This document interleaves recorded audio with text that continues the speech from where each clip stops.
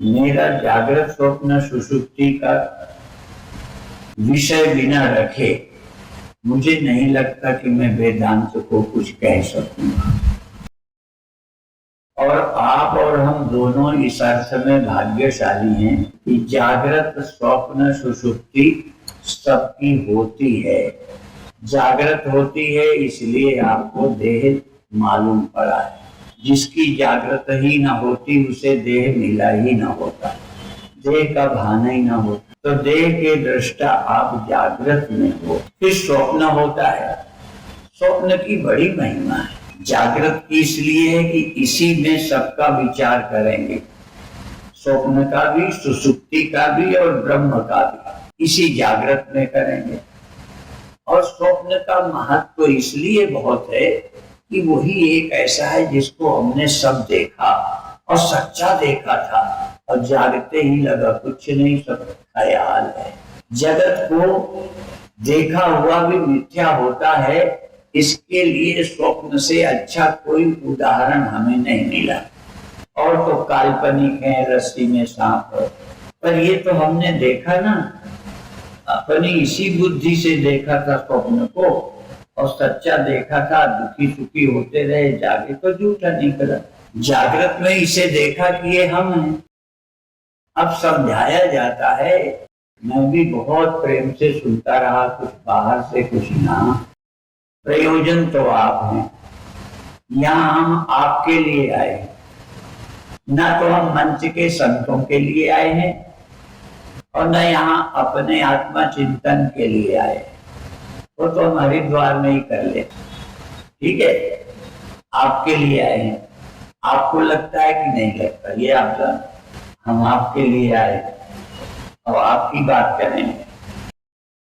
और प्रारंभिक अवस्था ये है कि तुम, संत तो अहम और इदम कहते हैं, मैं सरल करूंगा, मैं और यह कहूं। मैं आया तो आपको यह दिखा, पर दुर्भाग्य से जागते ही मैं को यह नहीं लगा, मैं को यह मैं लगने लगा। ये हम सबका अनुभव है। जागते ही मैं, यह देह को मैं, और इसका जाप। कई लोग कहते हैं अभ्यास नहीं करते, मैं इसका विरोधी हूँ।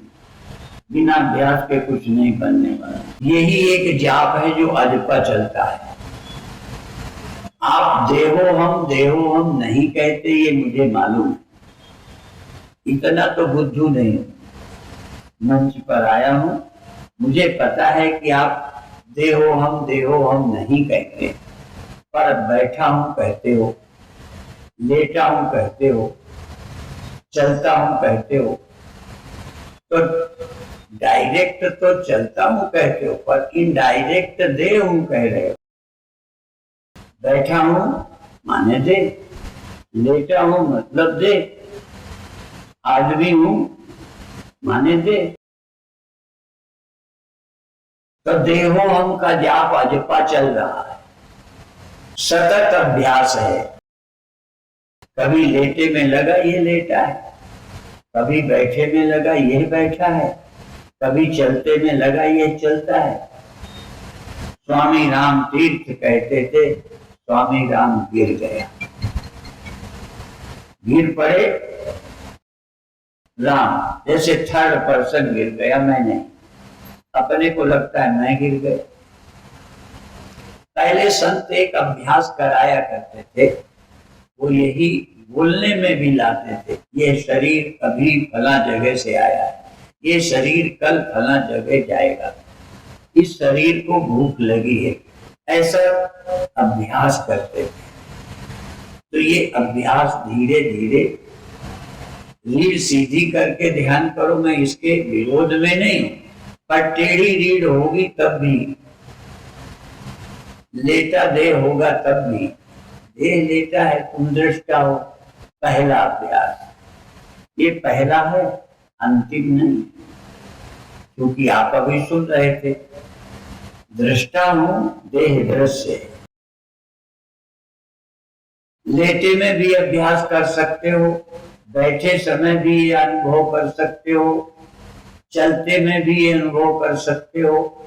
ये इस अनुभव के लिए अलग से टाइम नहीं निकालना, सिर्फ इसकी आवश्यकता हो, बस आवश्यकता हो तो चलते में भी आप दृष्टा हो, लेटे में भी दृष्टा हो, बैठे में भी दृष्टा हो, सुनते समय पर भी आप दृष्टा हो सकते हो। ये एक अभ्यास है। और दूसरा अभ्यास और जबरदस्त, दृष्टा में अभी निद्रा का भ्रम होता है, दृष्टा सो गया और दृष्टा परिच्छिन्न। दृष्टा में जो सीमित बना है, हजारों दृष्टा है, एको दृष्टासी। ये जो अनेक दृष्टा हैं, ये क्या है? चेतन तो एक है। एको देवा सर्वभूतेषु गूढ़ा, सर्वव्यापी सर्वभूतांतरात्मा, कर्माध्यक्षा सर्वभूतादिवासा, साक्षी चेता केवलो निर्गुणश्च। एक चैतन्य है, वही परमात्मा। चेतन एक है लेकिन अलग अलग चेतन। ये क्यों है? बुद्धौ एव अवभाषेता। चैतन्य जो एक है, वो जहाँ बुद्धि है वहां विशेष होकर भासता है, और जहाँ विशेष होकर भासता है वहां ही दो अभिमान हो सकते हैं। देहो हम भी हो सकता है, और गुरु कृपा हो जाए, उपनिषदों का श्रवण हो जाए तो शिवो हम का भी बोध हो सकता है। देहो हम शिवो हम, या सवो हम और शिवो हम। मर जाने वाले देह का अभिमान मैं हूं, समझो सव हो या सव हो जाओगे। अभी भी सव ही है पर जीवित लगता है। तो पहला अभ्यास देहो हम का छोड़ना है, देहाध्यास छोड़ना है। बार बार दृष्टा हूं ये अभ्यास करना है, और हो दृष्टा। इस अभ्यास में आपको कठिनाई नहीं पड़ेगी, कठिनाई थोड़ी पड़ेगी। अहम ब्रह्मास्मि शिवो हम। और इसके लिए पहले सम्मेलनों में भी कहा, एक दोहरा देता, क्षणम क्षणम ब्रह्माहमस्मि, यह कुर्याद आत्मचिंतन। दृष्टा हूं ये अभ्यास प्रारंभिक है। मैं दृष्टा नहीं हूं, ब्रह्म हूं। माने सर्वत्र रहने वाला चैतन्य और यहां वाला दो नहीं है। अपनी अपरिच्छिन्नता का चिंतन बहुत आवश्यक है, और ये चिंतन क्षण भर भी हो जाए। क्षणम ब्रह्माहमस्मि। एक बार मैं ब्रह्म हूं ये समझ पूर्वक चिंतन हो जाए तो ये फिर तुम्हें नहीं छोड़ेगा।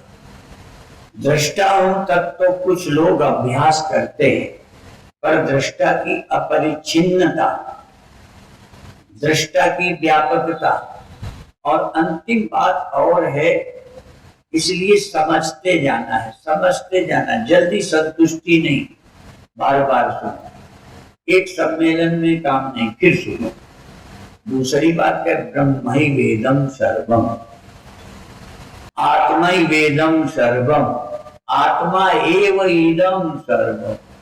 अभी हम कहते थे यह मैं नहीं हूं, इदम से अहम को अलग समझो, मैं से यह अलग है, यह से मैं अलग है। अभी हमसे पहले संत कह रहे थे ना, यत्र द्वैतमेव भवति तत् इतर इतरम पश्यति, इतर इतरम जिघ्रति। यत्र अद्वैतम इव भवति तत् केन कम पश्येत, केन कम जिघ्रेत, केन कम विजानीयात्। जानना तो द्वैत में होता है, एक जानने वाला एक जानने में आने वाला, एक साक्ष्य एक साक्षी। तो पता नहीं वेदांत तो कितनी सीढ़ियों से धीरे धीरे चढ़ना है। पहले देह में नहीं हूँ, इंद्रियां में नहीं हूँ, मन बुद्धि चित्त अहंकार नहीं हूँ। अब मन बुद्धि चित्त अहंकार नहीं हूँ, इस बुद्धि का निषेध क्या इस बुद्धि से कर लोगे? इसलिए श्रुति जात्म बोधा, संसार व्रत का श्रुति जात्म बोधा। श्रुति से, उपनिषद वचनों से, गीता के वचनों से, ब्रह्म ज्ञानियों की वाणी से उत्पन्न बुद्धि ही ये सोच पाएगी कि मैं बुद्धि नहीं, ये मन बुद्धि, मनोबुद्धि अहंकार चित्तानि नाहम्, मैं मन बुद्धि चित्त अहंकार नहीं हूं। ये निश्चय कौन करेगा? ये आत्मा लग रखी है, कौन करेगा?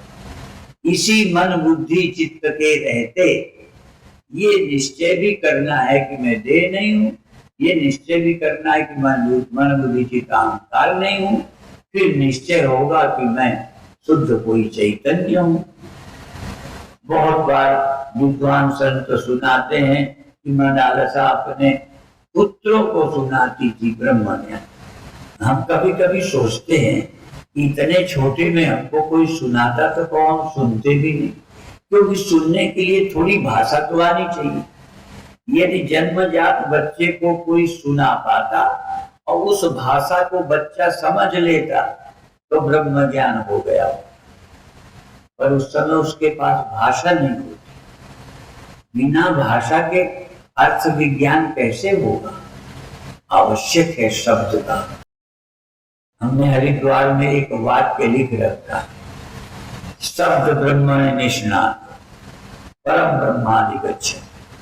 शब्द ब्रह्म में जो निष्णात हो जाते हैं वो परम ब्रह्म को भी प्राप्त कर लेते। और शब्द ब्रह्म में इस समय निष्णात हमें ज्यादा स्वामी अनंत देव जी लगते। मैं शब्द ब्रह्म में कम निष्णात हूं, पर थोड़ा बहुत तो सुना ही है। हाँ? इस मंच पर देखो, हम वक्ता होके भी आए हैं, पर यहाँ श्रोता भी रहे। और मुझे लगता है वक्ता से ज्यादा अच्छा कोई सुन नहीं सकता। सबसे ज्यादा सुनने की सामर्थ्य वक्ता में होती है। दूसरे वक्ता को पता होता है कहाँ कहाँ अभी उलझन है, तो वो ज्यादा सुनता है। आज भी अभी अनंत देव जी महाराज ने पूर्व वक्ता को सुना और ये भी कहा कि कई लोगों ने ध्यान दिया होगा, ये नहीं। मैं भी वहां से सुन रहा था, मैं लेटा, मेरा देह वहां लेटा, देखो मैंने भी कॉल लेटा, फिर तुरंत संभाल लिया, तो उधर लेटे हुए सुन रहा था। और सुनते समय यदि कोई शांत होकर सुन रहा हो तो सुनते समय अपरोक्ष बहुत आसानी से होता है। और ये भी हमने संतों से ही सुना है। क्या? उत्तम अधिकारी को सुनते ही आत्मबोध हो जाता है, सुनते सुनते हो। जिज्ञासा हो, उत्तम हो तो सुनने में समझ आ जाता है। शरीर तुझे मालूम पड़ता है, तू जगा था तभी तुझे देह मालूम पड़ा। अब तू जगा था, इसका मतलब तू सोया भी था। तू सोया था तभी जगा, और जगा है तभी तू सो जाता है, तभी देह का भान नहीं रहता। अर्थात अंतःकरण में अहमपना। स्थूल देह में अहमपना तो है ही, अंतःकरण में भी हमारा अहमपना है। अब आद्य जगत गुरु शंकराचार्य जी महाराज जानते हो, हमारे गुरुदेव यद्यपि सब मतों से अलग थे, मैं जुड़ गया हूं निरंजनी अखाड़े से, जबरदस्ती जुड़ा। हमारे कई गुरु भाइयों ने झूठ नहीं बोलता, मेरे गुरु भाइयों ने कहा कि तुम्हें क्या कमी थी जो मंडलेश्वर बने, तो उनको मैं क्या कहूं कि कोई कमी के लिए बना। मैं सोचता था ये अलग अलग डफली क्यों बजाई। आदि जगत गुरु जी का सिद्धांत ही हमारे गुरुदेव बोलते थे, तो हम कैसे अलग है? तो हम अलग नहीं है। और रोज एक मत पैदा हो जाता है। मैंने सुना है जैसे बरसात में मेढक होते हैं ना, और जितने पैदा होते हैं थोड़े दिन में टर टर करने लगते हैं। आज एक युग ऐसा आया है, सब लोग कहते हैं, हम अपना अनुभव कहते हैं, लेते उधार हैं और कहते हैं अपना। कहां से सुना कि एक आत्मा है, ब्रह्म है, अविनाशी है, एकमेव द्वितीय है। गुरुवाणी में भी ब्रह्म शब्द कहां से लिया होगा?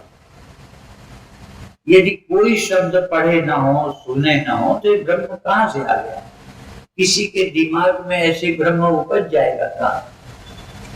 आत्मा है, ब्रह्म है, आत्मा ब्रह्म का ज्ञान करना, तो ये सब सुना ही है।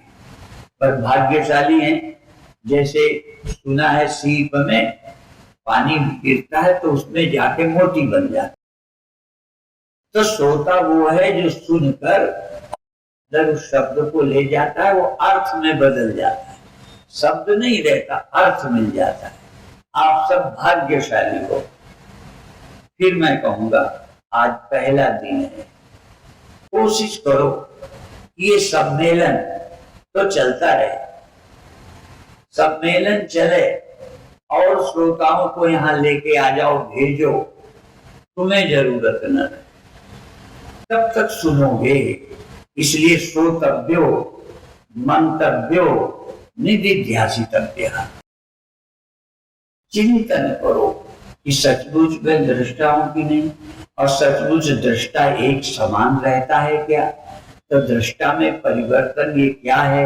ये क्या अंतःकरण का काम नहीं है? दृष्टा में परिवर्तन और दृष्टा में परिच्छिन्नता, दृश्य से अलग, क्या अंतःकरण के कारण ही नहीं है? लेकिन इसी अंतःकरण के बिना क्या एकमेव द्वितीयम समझा जाएगा? इसलिए इस अंतःकरण का महत्व और मानव देह का महत्व है। इतने बार कहें, सारे दुनिया के ग्रंथ मानव देह की महत्ता तो बताते हैं, पर क्यों है? और ये भी बता देंगे कि इसमें समझने की ताकत है, पर इसमें कौन सी समझने की ताकत है? जागृत को, स्वप्न को, सुषुप्ति को। क्या तीनों अवस्थाएं तुम्हारे बिना हुई है? अवस्था का अंतर है, तुम्हारा अंतर नहीं है, न जागृत में, न स्वप्न में, न सुषुप्ति में। इसी तरह से सभी का देहांतर है, अवस्थांतर है, लेकिन एक है जो सदा है और सर्वत्र। अइतन एतावदेव जिज्ञास्यम तत्व जिज्ञासुनात्मना अन्वय व्यतिरेकाभ्याम यस्यात् सर्वत्र सर्वदा। इस भागवत के इसी श्लोक में जानने की पद्धति भी है और एक घोषणा भी। इतना ही तो जानना है, ऐसे कहते इतना है बस, एतावदेव जिज्ञासा। इतना टाइम लगा दिया जानना, तो इतना ही सा। खोदा पहाड़ निकली चुईया, थोड़ा सा जानना है। कहीं क्या एतावदेव जिज्ञासा, इतना ही जानना है। क्या कैसे जानना है? अन्वय व्यतिरेकाभ्याम, अन्वय और व्यतिरेक के द्वारा जानना है। विधि भी बता दी, और अन्वय व्यतिरेक करने के लिए कहीं से कुछ नहीं लाना। यही रोज व्यतिरेक है जागृत स्वप्न सुषुप्ति का, और यही एक अन्वय है आपका। अन्वय व्यतिरेकाभ्याम यस्यात् सर्वत्र और सर्वदा। जो सर्वत्र है और सर्वदा है, इतना जानना है। बाकी चर्चा कल करेंगे। आज पहला दिन है। आपको इतना मैं और कहूंगा, श्री महंत जी की कृपा से पहले हमारे पूज्य ब्रह्मलिंग निर्मल जी महाराज ने इस वृक्ष को लगाया। इसके फल फूल खाकर हम सब चिड़िया चुन के मस्त हो। अब उसी पेड़ को सींच रहे हैं पूज्य श्री महंत जी, और इतने संत इसी के फल तोड़ तोड़ के तुम्हारे मुंह में डालने की कोशिश कर रहे हैं। खाकर तृप्त हो जाओ।